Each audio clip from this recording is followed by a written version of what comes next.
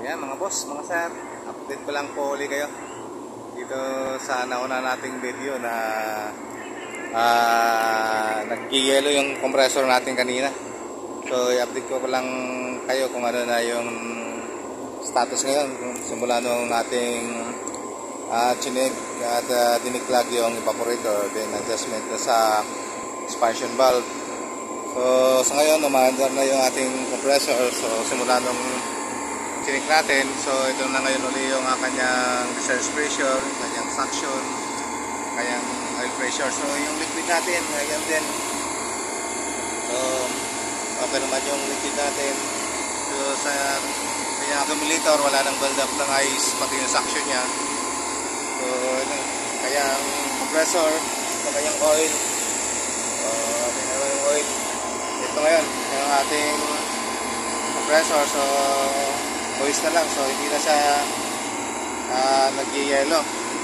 Tulad nung nauna nating video kaninang video umaga at nakita nyo naman punong-puno yun ng yelo itong area na to, pati yung kanyang suction valve punong-puno ng yelo dahil nga ang naging problema is yung evaporator natin doon ay napuno na ng ice, nag-build up ng ice sa evaporator dahil sa mga residual na nahihigop ng ating evaporator, ng ating mga blowers.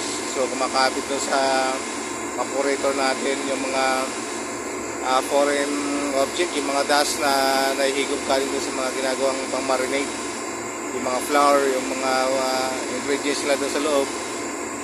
So kumapit doon sa ating evaporator at nag-create yun ng pag-block ng ating fins. So is nag-create siya ng yelo doon at yun, nag-back force dito sa ating compressor. Mabuti na lang at ating naagapan kagad at check natin ng mas maaga. Ayun, nagawa ng kagad natin ng action. Kung hindi natin kung hindi na kagad na check, sigurado wasak po yung ating compressor pag gano'n. Kasi lalo pag mga ganitong compressor pang lang to, pang medium temp lang to, so hindi dapat siya nag-build up ng ganong kakapal na yelo. So pwede mag-build up siguro dito lang sa mga puwita ng compressor, pero kung yung buong compressor yung mag-yelo, so delikado sa compressor natin. So yun, mabuti, awan ng Diyos at nagapan natin. So yung kanyang suction yan, nag-moist lang tulad kanina, punong-puno ng yelo. So yun, mga sir, mga boss, in-update ko lang kayo kung ano na yung naging status ng nauna nating video kanina na punong-puno ito ng yelo. At halos hindi mo na makita yung so yung akala nga natin masisiraan tayo ng compressor dahil napuno na siya. At buti na lang at ating nagapan. At sa ngayon, so far, yan, umatar yung ating compressor ng ating mga fan motor, umatar naman siya.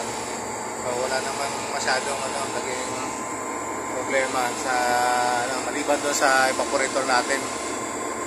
Napuno na ng yelo doon sa evaporator dahil nga sa yung mga pang-marinate na ginagamit doon sa loob ng ating room ay kumapit na doon sa ating fins hanggang sa nag-block na siya.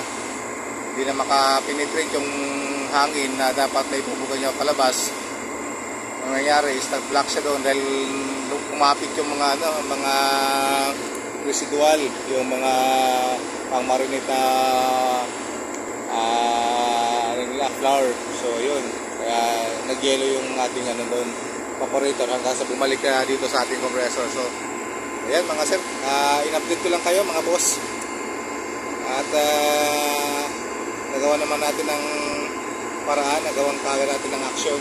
So gumawa kagad tayo ng immediate action para ma-anticipate natin yung mga ganong pagkasira ng compressor. So far sa inyo din, kung sakali man may mga ganong kayong senaryo, so at least i-share ko sa inyo yung mga ginagawa namin at mas madalas nangyayari lalo sa mga manufacturing process, sa mga ganitong klase ng planta na may magmamanufacture ng mga pang-marinate. So especially kung yung evaporator natin ay mababa, ceiling mababa, so wag po kayo magpapalagay ng mga pang-marinate sa ilalim ng evaporator. So Kasi ganun nga po mangyayari. So masisira yung ating mga evaporator dahil nga kumakabit yung pamarinit nila sa ating evaporator. So far ito ngayon ang huling natin nito dahil kinain na ng yung ating evaporator, mga fins.